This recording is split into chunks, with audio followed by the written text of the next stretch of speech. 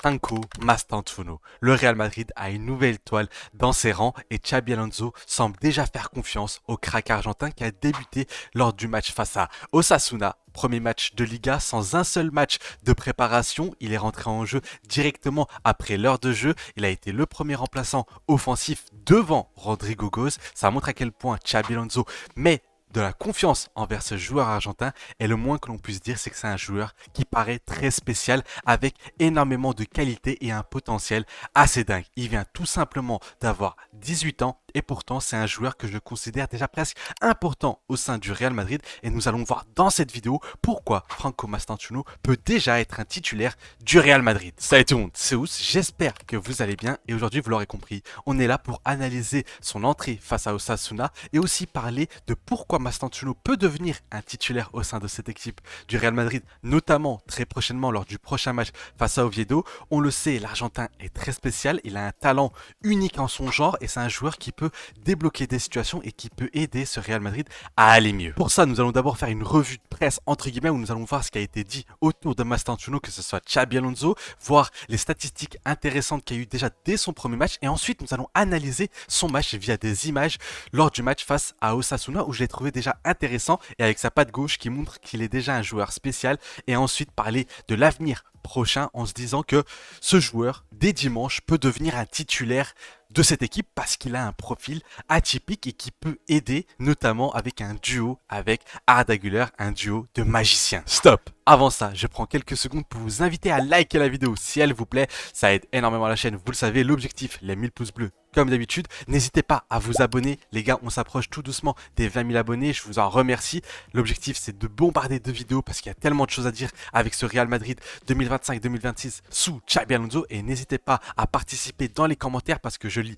tous vos commentaires, j'y réponds, je les like parce que c'est là le débat et c'est ça que je trouve intéressant en partageant ma passion avec vous. Je vous laisse tout de suite avec la vidéo. Comme vous pouvez le voir à la miniature, j'ai mis Mastantuono avec déjà titulaire. Oui, la question se pose déjà parce qu'il y a tout simplement l'absence de Jude Bellingham pendant plusieurs mois et il n'y a pas d'autre offensif qui m'impressionne autant que Mastantuono. Mais vous le verrez, il y a un seul joueur qui pourrait prendre sa place dans ce 11 titulaire. On en fera une vidéo. Mais aujourd'hui, nous allons nous focaliser sur Mastantuono parce que je trouve que c'est un joueur qui mérite une vidéo à part entière, même s'il est rentré que 20, 25 minutes, 30 minutes. C'est un joueur, on va le voir directement sur Twitter, que Xabi Alonso fait confiance. Ici, il dit, j'ai donné à Mastantuono dès ses débuts, même s'il ne s'est pas entraîné avec nous, parce que j'aime beaucoup ce qui s'est passé les jours derniers.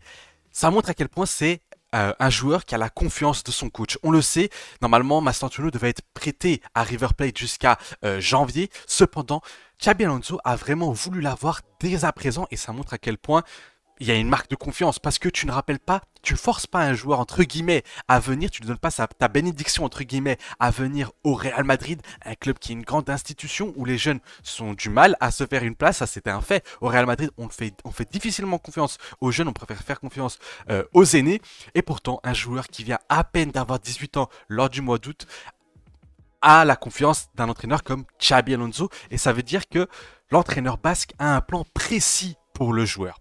Ensuite, ici, ce sont les premières statistiques de Franco Mastantuono lors de son entrée. Le Real Madrid était face à un bloc bas avec un Vinicius qui peinait à faire un grand match, avec un Kylian Mbappé très en forme, et pourtant le joueur est entré seulement 20 minutes et pourtant il nous a sorti 28 ballons touchés, un dribble, une passe clé, ce qui est déjà très intéressant, 2 duels gagnés en seulement, ici il est noté du coup, 23 minutes. En effet, le joueur a fait une entrée que j'ai trouvée très intéressante, on va voir la vidéo dans quelques secondes, mais j'ai trouvé son entrée très intéressante, qui a apporté un peu cette étincelle qui manquait dans ce match. Mastantuono, il est arrivé, tu sens sa personnalité, tu sens que c'est un joueur qui a la tête sur les épaules et surtout tu sens que c'est un joueur qui n'a pas peur. C'est un joueur qui va provoquer. C'est un joueur qui ne sera pas là pour faire des passes en retrait. C'est un joueur, on va le voir encore une fois dans la vidéo, qui n'hésitait pas à fixer son vis-à-vis, à tenter d'aller vers l'avant, à provoquer, à jouer à l'intérieur du jeu. C'est un joueur qui n'avait pas peur. Et ça, c'est très très intéressant. Ici aussi, on voit que Arda Güler, Mastantuono, il y a déjà ce début de bromance entre les deux. Je pense que ce sont deux joueurs qui vont pouvoir coopérer, qui vont pouvoir combiner ensemble. Ce sont deux magiciens qui vont pouvoir former une sorte de duo à la fois milieu de terrain, attaque, parce que ce sont deux joueurs qui sont à la fois semblables, excusez-moi, deux joueurs qui sont gauchers, deux joueurs qui aiment jouer à droite et repiquer dans l'axe. Maintenant, on sait qu'Arda Güler est un vrai milieu de terrain, mais voilà, ce sont deux joueurs avec un profil à la fois similaire et différent. Arda Güler est plus dans la passe et plus dans la créativité au niveau vraiment de la passe courte, passe longue dans les combinaisons. Et Mastantuono, il est plus dans fixer son vis-à-vis via la grosse frappe. Les deux sont de très bons tireurs de coups de pied arrêtés, que ce soit des corners ou des coups francs. Donc voilà, je vois une sorte de bromance. Ce sont deux jeunes joueurs qui ont presque le même âge. Donc voilà, ce sera très intéressant à voir, notamment leur liaison aussi au sein même du rectangle vert. Ici, on a une autre information qui est aussi intéressante, qui montre à quel point Xabi Alonso va faire les choses bien, notamment avec Mastantuono, c'est que Xabi Alonso a été ultra actif dans le banc de touche, distribuant des instructions en continu pendant le match. On a vu que Xabi Alonso était totalement excité au bord terrain, qui donnait des consignes, qui était très actif, contrairement à un Carlo Ancelotti qui avait plus ce calme, cette froideur. Et dans les 3 joueurs qui ont été particulièrement coachés, on a Tchouaméni, Güler et surtout Franco Mastantuono. Donc encore une fois, il y a des choses qui ne mentent pas, il y a des choses, des phrases, des informations qui montrent que Mastantuono, il y a quelque chose de très spécial que beaucoup de gens ont cerné, notamment Xabi Alonso, et j'ai totalement confiance en l'entraîneur basque pour exploiter au maximum le talent de Franco Mastantuono. Maintenant, passons directement du côté de l'analyse vidéo du match, de l'entrée de Mastantuono. Encore une fois, on va espérer ne pas se faire strike par YouTube. Mais là, voilà, j'ai mis la vidéo en x0,5. On va faire avancer un petit peu. Ici, directement, qu'est-ce qu'on voit? C'est que le joueur, c'est un joueur qui a attiré par l'axe. C'est pas un joueur qui va constamment étirer le bloc. Déjà, ça, c'est très intéressant. Donc, c'est un joueur qui peut jouer à l'intérieur du jeu. Et on voit juste ici qu'il va laisser justement Carvajal être sur ce fameux côté droit, sur la largeur. On va zoomer un petit peu. Comme ça, on peut mieux voir. Voilà. Donc c'est un joueur qui a vocation à aussi participer notamment à la construction, parce que là il est très très bas. Là on a un Mastantuono qui est plus bas qu'un Aurélien Tchouaméni, qui est au même niveau que Valverde et Arda Güler, alors que Carreras est bien plus haut. Ici il me semble que c'est soit Vinicius, soit Mbappé. Donc voilà, même c'est bon, là on peut voir le No Man's Land. C'est un joueur qui va permettre d'être encore un joueur en plus dans l'axe et qui va pouvoir densifier ce milieu de terrain comme le veut Xabi Alonso. Mais c'est aussi un joueur qui peut élargir le jeu, comme vous le savez. Et surtout, il y a un truc qui me fait très plaisir avec Mastantuono. Bon, ici, il montre clairement l'une de ses qualités, c'est sa personnalité. Il n'a pas peur d'aller dans le vis-à-vis parce que là, il récupère le ballon. Il reçoit le ballon de Valverde. Il aurait pu jouer en arrière ou tenter de centrer, mais non. Qu'est-ce qu'il va faire? Il va se retourner pour fixer directement son adversaire et trouver une solution. Même s'il va pas tenter de le dribbler, même si là il est en train de lui échapper, il est là pour aller de l'avant constamment en réceptionnant le ballon. Ici, comme je l'ai dit, il va venir à l'intérieur du jeu. Là, il est presque au milieu de terrain. Là, il forme une sorte de entre guillemets carré rectangle avec Tchouaméni, ici Franco Mastantuono, Arda Güler, et ici à la passe il me semble que c'était soit Dinayson, soit Eder Militao. Donc c'est un joueur qui va être très très intérieur et qui va pouvoir former, comme j'ai dit, cette fameuse connexion avec Arda Güler, parce que ce sont deux joueurs qui combinent très bien, qui sont très chatoyants avec le ballon, qui n'ont pas le ballon qui brûle justement quand il arrive dans leurs pieds. Et ça aussi, c'est très intéressant. Un autre point intéressant, c'est d'avoir un joueur côté droit, que ce soit ailier qui colle la largeur ou que ce soit dans le demi-espace droit. Le demi-espace droit, c'est bien ici, cette zone-là, effectivement. C'est d'avoir un joueur gaucher qui est un pur ailier droit. Parce que là, pendant des années au Real Madrid, il n'y a pas eu de vrai ailier droit. Pendant plusieurs saisons, on a eu un Valverde sur le couloir droit qui était presque ailier droit tout simplement. Parce que Vinicius c'est un joueur côté gauche, parce que Rodrigo c'était un joueur côté gauche, parce que Asensio à l'époque c'était un joueur côté gauche. Ensuite, on a eu un Rodrigo justement côté droit, on l'a vu. Il était capable de faire des choses, mais lui, c'était pas son poste préférentiel. Donc, on a bidouillé pendant plusieurs saisons au Real Madrid sans avoir un vrai ailier droit. Et là, tu as un vrai ailier droit, un vrai joueur côté droit, et ça fait effectivement la différence. Ici, on voit la connexion entre guillemets que j'ai dit avec Arda Güler. Bon, l'action n'était pas glorieuse, mais tu sens que le joueur, il a envie, cette patte gauche spéciale. Comme j'ai dit, coup de pied arrêté.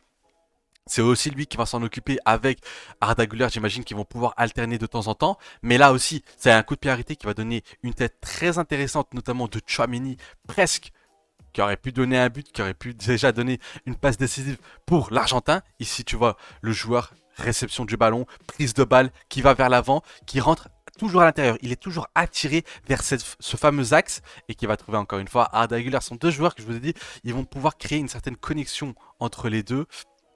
C'est un joueur qui a une bonne qualité de passe, parce que tout à l'heure je disais que c'est un joueur qui est vraiment dans la provocation, dans le 1 contre 1, mais c'est un joueur qui est aussi dans la qualité de passe, mais c'est un joueur qui va vers l'avant. En termes de dribble, c'est un joueur il ment pas sur son passeport argentin, c'est un joueur qui est là dans les petits dribbles courts. Ici, là, il a tenté une action audacieuse, ça montre à quel point sa personnalité, encore une fois, est intéressante. Ah là, je me trompe d'occasion. Il y avait une occasion où il avait tenté un petit pont et ça avait été raté malheureusement. Là encore une fois, tu sens qu'il est là, il s'appuie sur ses coéquipiers pour passer, pour avancer. Là, à chaque fois qu'il fait une passe, il continue le mouvement pour ainsi prolonger l'action et gagner des mètres. Dans l'intensité, c'est un vrai Argentin. La grinta, un Sud-Américain qui se bat sur chacun des ballons. Il l'avait dit lors de la présentation, c'est que sur le rectangle vert, vous aurez un fan qui se bat sur chacun des ballons.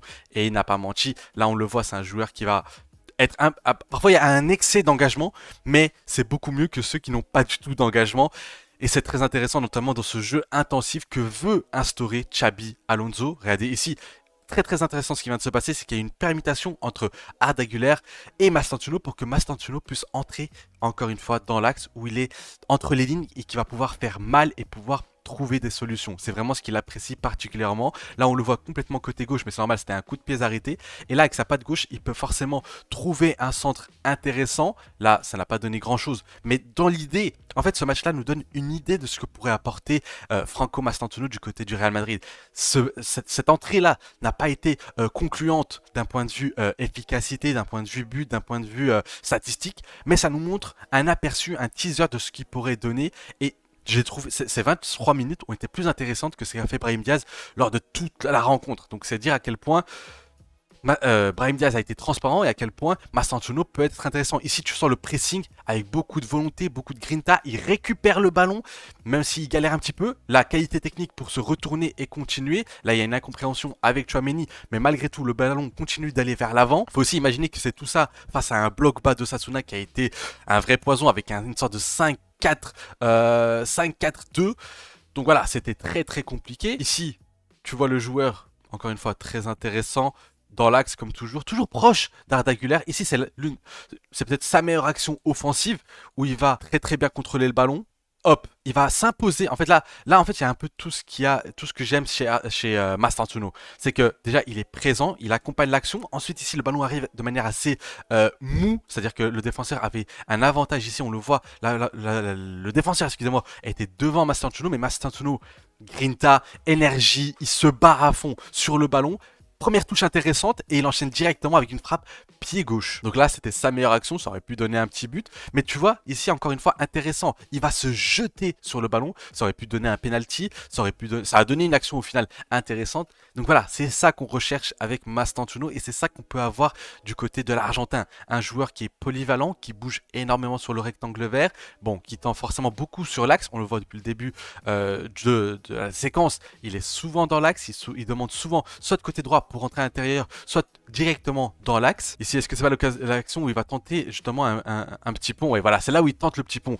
Même si c'est pas réussi, même si ça peut paraître ridicule maintenant parce qu'on se dit ah, il a tenté un petit pont, il a raté. C'est une action qui montre encore une fois sa personnalité, qui montre qu'il a pas peur, qui va au duel, qui va tenter des choses. Et moi, je préfère amplement un joueur offensif qui tente des choses plutôt qu'à l'époque un Asensio qui était constamment dans le passe en retrait. Je préfère un joueur qui a cette personnalité pour tenter constamment. Il va rater. Vinicius, c'est un joueur qui est un dribbleur de volume, c'est-à-dire que Vinicius, il tente énormément, il rate énormément, mais quand ça passe, c'est concluant, c'est fort, c'est très très fort. Donc moi, j'attends ça du côté droit, parce que du côté gauche, on l'a eu avec Vinicius depuis la saison même 2021-2022.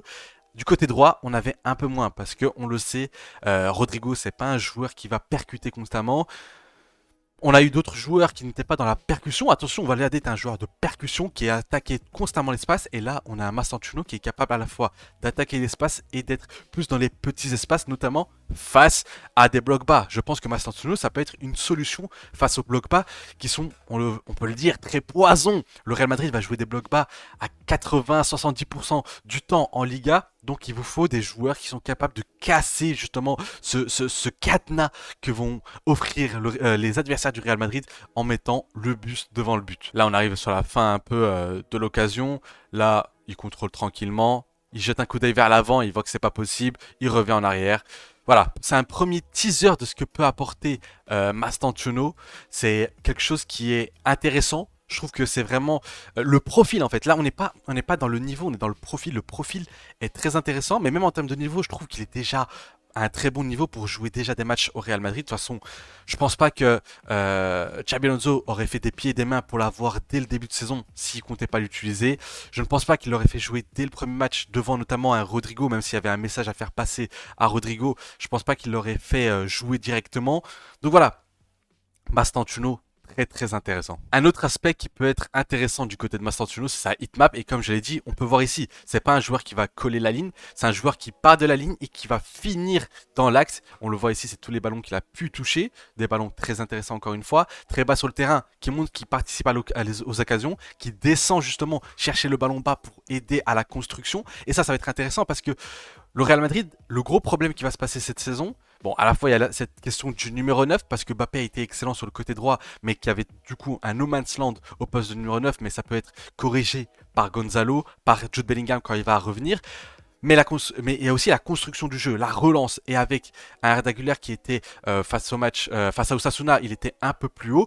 C'est bien d'avoir des joueurs comme Mastantuono qui sont capables de descendre pour créer des occasions dès très bas sur le terrain, parce que Vinicius n'a pas ce côté création d'occasion, pas création d'occasion, excusez-moi, plus de construction d'occasion. Il n'a pas vraiment ce côté-là. Il a le côté tranchant, il a le côté où voilà, il va attaquer l'espace, alors que Mastantuono peut avoir ce calme et ce technique pour pouvoir, au milieu de terrain, même dans sa surface, pouvoir construire le jeu. De plus, Mastantuono a vraiment cette aura de superstar. On peut le voir ici sur le titre de la revue de presse d'aujourd'hui, As qui dit que Mastantuono, la nouvelle idole. Et on le voit, c'est un joueur qui c'est un joueur qui est apprécié. Les Argentins ont toujours eu cette relation, cette histoire avec le Real Madrid très intéressante, avec Di Stefano, avec des Di Maria. Forcément, il y a toujours eu des Argentins très intéressants du côté du Real Madrid. Et tu sens que ce truc aussi en plus qu'apporte Mastantuono, il y a un truc spécial autour de ce joueur. Je sais qu'on est beaucoup dans cette hype. Pour l'instant, on n'a pas encore assez vu que pour vraiment justifier cette hype. Mais voilà, le potentiel, ce qu'on a vu du côté de River Plate, voilà, c'est un joueur qui est assez spécial. C'est un joueur qui peut apporter énormément du côté du Real Madrid. C'est que le début, comme on le voit ici, c'était leur premier match comme Carreras officiellement. Mais voilà, c'est un joueur que je pense va devenir très vite le joueur préféré de beaucoup de gens.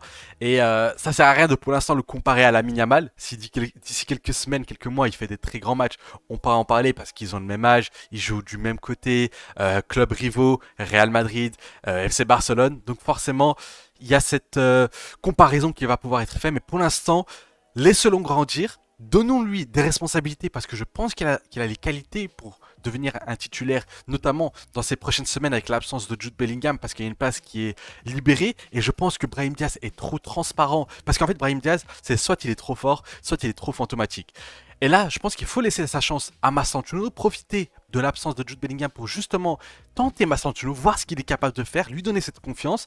Et si nous la rend, ah bah ça peut devenir un joueur qui bouscule les statuts. Moi, je l'ai dit dans la vidéo pré-saison du Real Madrid pour vraiment parler la preview de la saison. J'ai dit que Mastantuono était un joueur, il a le potentiel de chambouler les statuts au Real Madrid dès la première saison. Je pense vraiment qu'il a ce talent-là pour devenir un joueur qui casse les statuts, qui force Xabi Alonso à faire des choses qu'il n'a pas l'habitude de faire, c'est-à-dire des choses de le mettre titulaire alors qu'il n'a que 18 ans. Au Real Madrid, on n'a pas l'habitude de... Je répète, au Real Madrid, on n'a pas l'habitude de voir des jeunes joueurs 18, 17, 19 ans être des titulaires indiscutables.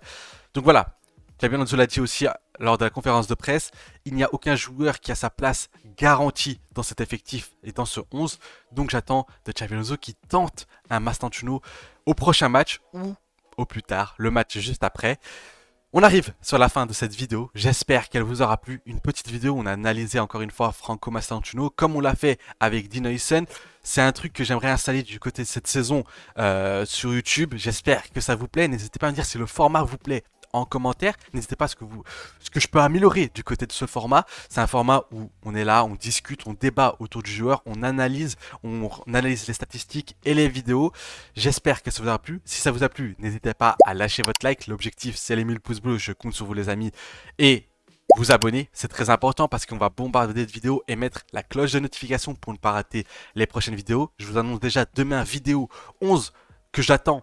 Le 11 que j'attends pour le match face à Oviedo. Le 11 avec beaucoup de surprises. Je vous attends dès demain 17h, toujours la même heure, pour justement discuter de cette vidéo et discuter du 11 prochain de Xabi Alonso face à Oviedo.